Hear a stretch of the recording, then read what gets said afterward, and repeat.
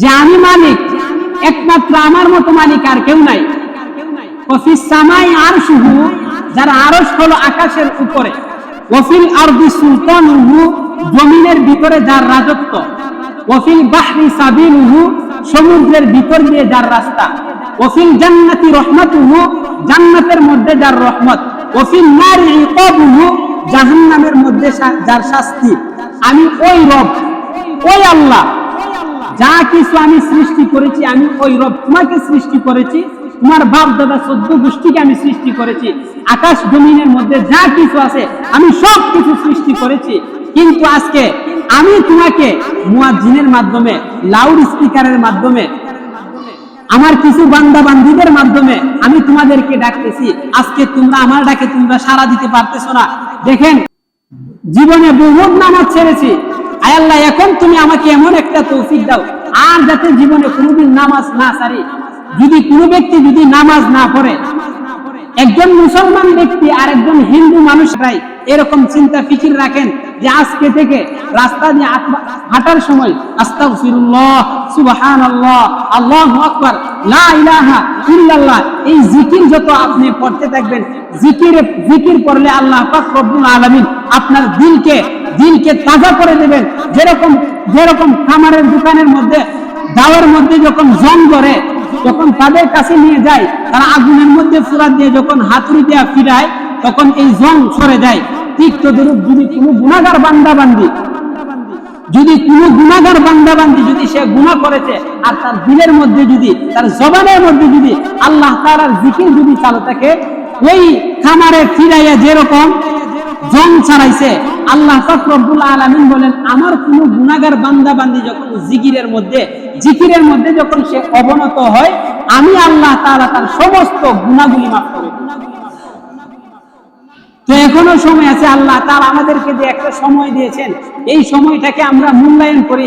এই সময়টাকে যদি মূল্যায়ন করতে পারি, তাহলে আল্লাহ পাক রব্বুল আলামিন কাল কিয়ামতের ময়দানে আমাকে আপনাকে গ্রহণযোগ্যতা লাভ করাবেন। কারণ দেখেন, আমার আপনার অপরাধের কারণে আমাকে আপনাকে আল্লাহ তাআলা কতটুকু নিয়ামত দান করেছেন। দেখেন, আপনাদের এলাকা, আপনাদের পার্শ্ববর্তী জেলা, পার্শ্ববর্তী থানা, ফেনী, কুমিল্লা, ফেনী, নোয়াখালী, তাদের অবস্থার দিকে আজকে তাকান। তারা আজকে কোথায় আছে আর আজকে আমরা কোথায় আছি?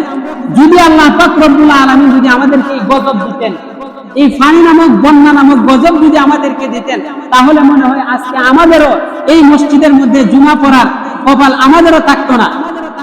তো এই নিয়ামত যেহেতু আল্লাহ তাআলা আমাদেরকে দিয়েছেন, এই নিয়ামতের শুকরিয়া আল্লাহ তাআলার কাছে আদায় করি আর তাদের জন্য দোয়া করি। যদি তাদের জন্য যদি আমরা দোয়া করতে পারি, আয় আল্লাহ তুমি তো, তোমার নবী তো হাদিসের মধ্যে বলেছে, আল মুসলিমু আখুল মুসলিম, এক মুসলমান আরেক মুসলমানের ভাই, এক মুসলমান ব্যক্তি আরেক মুসলমানের ভাই বোন। আয় আল্লাহ আমার ভাই, আমার বোন, আয় আল্লাহ আজকে তারা তুমি তাদের উপর তুমি গজব দিয়েছো, তুমি পানি নামক বন্যা তাদেরকে দিয়েছো। আয় আল্লাহ আমাদের গুনার কারণে, তাদের কোনো গুনাহ নাই, ও মালিক আমাদের গুনার কারণে আমাদের ভাই বোনদেরকে তুমি কষ্ট দিও না। আয় আল্লাহ কোরআনের মধ্যে তো তুমি লিপিবদ্ধ করে দিয়েছো, আয় আল্লাহ পানিকে ইচ্ছা করলে তুমি মাটির নিচে তুমি দাফন করে দিতে পারো। আয় আল্লাহ পানিকে ইচ্ছা করলে তুমি বাতাসের মধ্যে তুমি উড়িয়ে নিয়ে যেতে পারো। আয় আল্লাহ পানিকে ইচ্ছা করলে তুমি আকাশের মধ্যে উঠিয়ে নিয়ে যাইতে পারো। ও মালিক আমাদের গুনাহের কারণে, আমাদের নাফরমানির কারণে আয় আল্লাহ আমাদের শিশু বাচ্চাগুলিকে, আয় আল্লাহ আমাদের শিশু বাচ্চাগুলিকে, পশু পাখিগুলাকে, আয় আল্লাহ এই সমস্ত গরু মহিষ, আয় আল্লাহ তাদের তো কোনো গুনাহ নাই, শিশু বাচ্চা তাদের তো কোনো গুনাহ নাই। আয় আল্লাহ আমাদের গুনাহের কারণে তুমি তাদের উপর তুমি আযাব দিও না। এই দোয়া করেন। আল্লাহ পাক রব্বুল আলামিন বলেন, যদি কোনো ব্যক্তি এই রকম ভাবে দোয়া করে, আমি আল্লাহ তাআলা তাদের দোয়া অবশ্যই কবুল করব। তাদের দোয়াকে কবুল করে তাদের পিছনের সমস্ত গুনাহগুলো ক্ষমা করে দিয়ে তাদের সমস্ত বালা মুসিবত আমি আল্লাহ তাআলা দূর করে দেব। তো এখনো সময় আছে। দেখেন, আল্লাহ তাআলা তাদের উপর এই আযাব দিয়েছে, আমাদের উপর দিয়ে দিবেন একটা গ্যারান্টি কি? অবশ্যই আমাদেরকে দিতে পারেন। তো এখনো সময় আছে।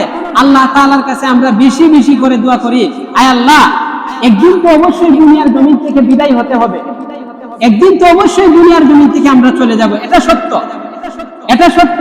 আজকে দেখেন, আপনার ছেলে সন্তান, মেয়ে সন্তান, যাদের জন্য এত টাকা পয়সা ধন সম্পদ আমরা অর্জন করতেছি, তাদের জন্য কামাই করতেছি, আসলে হালাল সম্পদ কামাই করা এটা দূষণীয় না। আপনি হালাল সম্পদ কামাই করতে পারেন, এটা দূষণীয় না। দূষণীয় কোনটা? হালাল সম্পদ কামাই করতে গিয়ে আল্লাহ তাআলার বিধানকে ছেড়ে দেওয়া। কি ছেড়ে দেওয়া? আল্লাহ তাআলার বিধানকে ছেড়ে দেওয়া। যেরকম একজন ব্যবসায়িক ব্যবসা করে, যদি আজকে দুনিয়ার বড় ভাই যদি ডাক দেয়, যদি দুনিয়ার চেয়ারম্যান যদি ডাক দেয়, আপনার দেওয়া বুটের চেয়ারম্যান সে হয়েছে, এই চেয়ারম্যান যদি ডাক দেয় যে আজকে তোমাকে 4টা বাজে এই আমার অফিসের মধ্যে আসতে হবে, ওই ব্যক্তিটা 4টা কেন 3টার আগেই গিয়ে বসে থাকিনি, অবশ্যই বসে থাকে। যে দুনিয়ার যে চেয়ারম্যান আমি বানাইছি, মন্ত্রী আমি বানাইছি, এমপি ব্যারিস্টার আমি বানাইছি, আমি তোমাকে এই সম্পদ, এই যোগ্যতা আমি তোমাকে দান করেছি। আজকে দুনিয়ার একটা মানুষ তোমাকে ডাক দেওয়ার পর, তোমার লঙ্গি জায়গার থাকে না, তুমি দৌড়াইয়া তার কাছে যাও। আর আমি আল্লাহ তাআলা যে তোর চেয়ারম্যান সৃষ্টি করলাম, তোর মন্ত্রীকে আমি সৃষ্টি করলাম, আর ওই আল্লাহ আমি তোকে দৈনিক 5 ওয়াক্ত বান্দা আমি তোকে ডাকি। আমি আমার জন্য ডাকি না, আমি তোর জন্য ডাকি। কারণ তুই আমার জান্নাতের মধ্যে আসতে হবে। তোর না একটা বাড়ি আছে জান্নাতের মধ্যে, ওই জান্নাতের মধ্যে না তোকে আসতে হবে, এই দুনিয়ার জমিন থেকে না তোকে জান্নাতের মধ্যে যাইতে হবে। আমি তোর জন্য তোকে ডাকতেছি বান্দা, আজকে তুমি আমার কাছে আসো না। আকরাবু মিন হাবলিল ওয়ারিদ, বান্দার কাছে আইসা বলে, বান্দা আমি তোকে কোন নিয়ামত দেই নাই, ভাবি এই আলা রাব্বিকুমা তুকাযিবান, ও বান্দা তুমি কোন নিয়ামতের অস্বীকার করবা। এইভাবে আল্লাহ তাআলা আমাদেরকে ডাকেন।